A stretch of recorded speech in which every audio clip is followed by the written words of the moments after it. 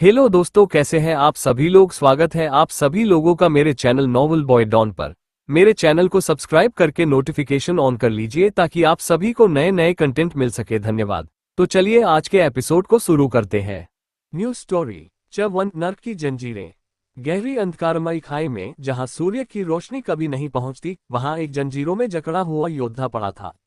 उसकी हड्डियां जल चुकी थीं, उसकी खाल राख में बदल गई थी, लेकिन उसकी आंखों में अब भी एक दहकता हुआ अग्नि का शोला था। वह तारांकन किंग ऑफ डेथ था, एक समय का अजेय दानव जिसने देवताओं तक को भयभीत कर दिया था।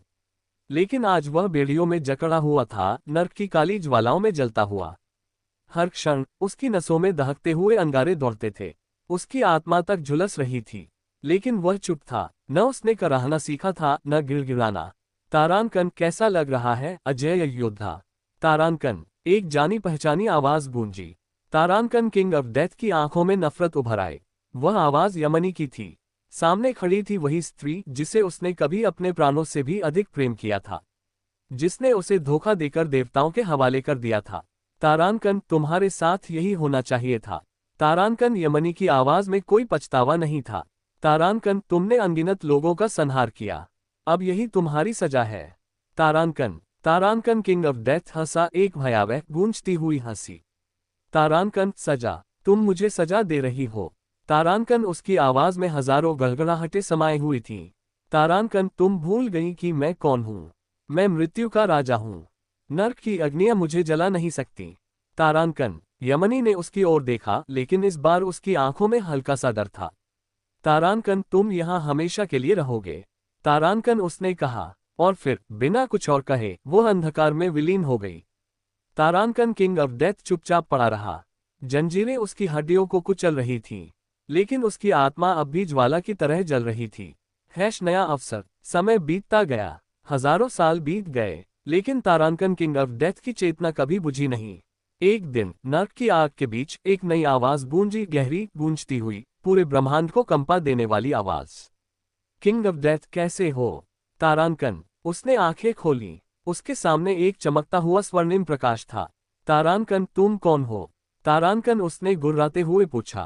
तारांकन, मैं वह हूं जिसने ये ब्रह्मांड रचा। मैं वह हूं जिसने जीवन और मृत्यु को बनाया। तारांकन। तारांकन किंग ऑफ डेथ चुप हो गया। यह कोई सामान्य देवता नहीं था। तारांकन, तुम्हें एक अवसर दिया जा रहा है। तारांकन, वह आवाज गूंजी। तारांकन, तुम्हें पुनर्जन्म का वरदान दिया जाएगा, लेकिन तुम्हें चुनना होगा, क्या तुम बदले की आग में जलोगे या अपने कर्मों का प्रायश्चित करोगे। तारांकन। तारांकन किंग ऑफ डेथ हंसा। तारांकन, मुझे कोई पछतावा नहीं है। तारांकन। तारांकन, तो क्या तुम फिर से वही विनाशकारी मार्ग चुनोगे? तारांकन। तारांकन, मैं अपने नियम खुद तय करता हूं। तारांकन, उसने कहा। तारांकन, तो ठीक है। तारांकन। अचानक सब कुछ जलने लगा। नर्क की आग भड़क उठी, जंजीरें टूटने लगीं, और फिर एक पल में सब कुछ शून्य में समा गया। एक नई दुनिया। अगले ही क्षण किंग ऑफ डेथ तारांकन ने अपनी आंखें खोली। वह किसी अजनबी स्थान पर था, एक अंधेरे जंगल में जहां चांदनी हल्की हल्की रोशनी फैला रही थी। उसका शरीर नया था, लेकिन उसकी यादें अब भी जीवित थीं। तारांकन, मैं लौट आया हूं। तारांकन, उसने फुसफुसाते हुए कहा। फिर उसने जमीन से उठने की कोशिश की। ये किया है, मैं उठ क्यों नहीं पा रहा हूं? किंग ऑफ डेथ ने कहा। फिर उसने अपने नए शरीर को देखा। उसका ये शरीर पूरी तरह जख्मों से भरा था और खून से लटपट था।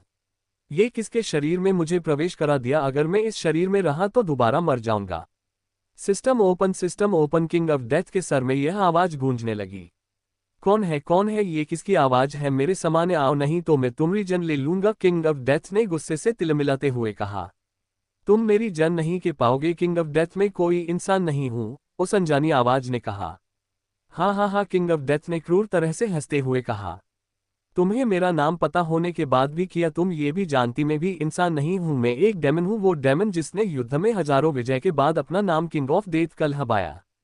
तुम उस डेमन से इंसान न होने की बात करके मुझे डरा सकते हो? किंग ऑफ डेथ ने कहा। अरे अरे रुको, मेरा वो मतलब यह नहीं है, तुम गलत समझ रहे हो। मैं ये कहा रही हूं, मैं एक सिस्टम हूं। ये सिस्टम कौन सी नई जाति है? किंग ऑफ डेथ ने कहा। मैं कोई जाति नहीं हूं, मैं तुम्हारा इस दुनिया में स्टेटस बताऊंगी। अब ये स्टेटस क्या है? किंग ऑफ डेथ ने हरनी भारी आवाज में पूछा। इस पर उस आवाज ने कहा, तुम स्टेटस ओपन बोलो, खुद समझ जाओगे। इतना सुनकर किंग ऑफ डेथ ने अपना गला साफ करते हुए बोला, स्टेटस ओपन। तभी उसके सामने एक स्क्रीन आ गई जिसमें उसे कुछ लिखा हुआ दिखा। Welcome to system. एक फाइटिंग स्किल 10% अंडरस्को अभी कोई अनोखी स्किल नहीं है। 2 मैजिकल पावर 7% अंडरस्को किसी तरह की मैजिक स्किल नहीं है। 3 हीलिंग पावर 1%, फिलहाल आप हीलिंग औषधियां या हीलिंग पे से अपने आप को हिल कर सकते हैं। वार्निंग, आप अपनी शरीर को हिल करें नहीं तो आपकी जान जा सकती है। 4 अगर आप चाहे तो 10% हीलिंग पावर उधार ले सकते हैं। वार्निंग, इससे आपकी जिंदगी का 1 वर्ष कम हो सकता है। ये सब किया है, इतना कमजोर शरीर में हूं मैं, किंग ऑफ डेथ ने अपना स्टेटस देखकर कहा। तो किया फैसला किया तुमने, सिस्टम की आवाज ने कहा। किस बारे में, किंग ऑफ डेथ ने पूछा। अपने शरीर को हिल करोगे अपनी जिंदगी का 1 वर्ष के बदले में, सिस्टम की आवाज ने पूछा। ऐसे शरीर में मैं भी कम से कम ही जीना चाहता हूं, किंग ऑफ डेथ ने गुस्से भरी आवाज में कहा। ठीक है, मुझे हिल करो। तभी किंग ऑफ डेथ के पूरे शरीर के हरी रंग की किरणें निकलने लगी। हीलिंग प्रोसेस शुरू हो गया है, हम आपका 1 वर्ष काट रहे हैं, सिस्टमिक आवाज सुनाई दी। धीरे धीरे किंग ऑफ डेथ के शरीर के घाव भरने लगे। किंग ऑफ डेथ ने अपने नए शरीर के हाथ उठाकर देखे। ये किया, ये हाथ इतने छोटे क्यों है? फिर उसने जल्दी से अपने पूरे शरीर को चेक किया। ये किया, मैं एक बच्चे के शरीर में हूं। इस समय किंग ऑफ डेथ के चेहरे पर हैरानी साफ दिखाई दे रही थी। दरअसल किंग ऑफ डेथ ने अपने आप को नर्क की दुनिया में आग की जंजीरों से आजाद होने और नए जन्म की खुशी के कारण ना अपना शरीर देखा और ये तक कि उस नए शरीर के घाव के दर्द को भी महसूस नहीं किया। फिर किंग ऑफ डेथ ने उठने की कोशिश की, लेकिन ये किया वह अब भी नहीं उठ पा रहा था। मैं उठ नहीं पा रहा हूं, ये किया मजाक है, किंग ऑफ डेथ ने गुस्से में झुलझुलते हुए कहा। तभी वह सिस्टमिक आवाज दोबारा सुनाई दी, तुम भूल रहे हो कि तुमने सिर्फ 10% हिल किया, इससे तुम्हारे सिर्फ घाव भरे हैं, लेकिन तुम चल फिर नहीं सकते अभी। अब आपका सवाल जवाब का समय समाप्त हो गया है। मैं सिस्टम असिस्टेंट अब एक सप्ताह बाद दोबारा आपके सवालों का जवाब देने आऊंगी, तब तक आप अपनी सिस्टम स्क्रीन पर अपना स्टेटस चेक कर सकते हैं। रुको, मुझे अभी कुछ और भी पूछना है, किंग ऑफ डेथ ने कहा। लेकिन समाने से कोई जवाब नहीं आया। धत तेरी की, अब ये आवाज भी चली गई, किंग ऑफ डेथ ने चिल्लाते हुए कहा। उसके चेहरे पर परेशानी साफ दिखाई दे रही थी। तभी एक अजीब सी आवाज उसके कान में आई। ये आवाज ऐसी थी जैसे कोई चिड़िया की हो, लेकिन इसकी आवाज काफी तेज थी, मानो जैसे किसी बड़े बंद होल में हो आप, जिसके चारों ओर हजारों स्पीकर रखे हो और उन स्पीकर के माइक द्वारा वह चिड़िया चिल्ला रही हो। किंग ऑफ डेथ ने आसमान की ओर देखा, एक बड़ी सी चिड़िया उसकी ओर बड़ी चली रही है। ये चिड़िया दिखाने में भी काफी अजीब थी। इसकी चोंच काफी लंबी थी, मगर चोंच के बाहर अजीब से दांत दिख रहे थे और इसकी खाल भी मगरमच्छों की तरह थी। वह चिड़िया सीधा किंग ऑफ डेथ की ओर बड़ी चली रही थी। अब ये क्या आफत है, ये तो मेरी ओर ही आ रही है। किंग ऑफ डेथ के चेहरे पर परेशानी साफ दिखा रही थी।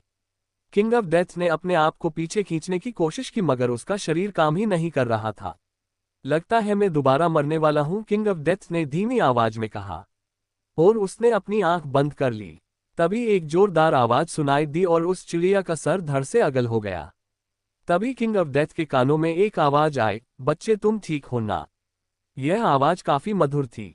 किंग ऑफ डेथ ने अपनी आंख खोली तो उसे सामने एक 24-25 वर्ष की लड़की दिखाई दी। कौन थी ये लड़की? जानने के लिए अगला अध्याय पढ़िए।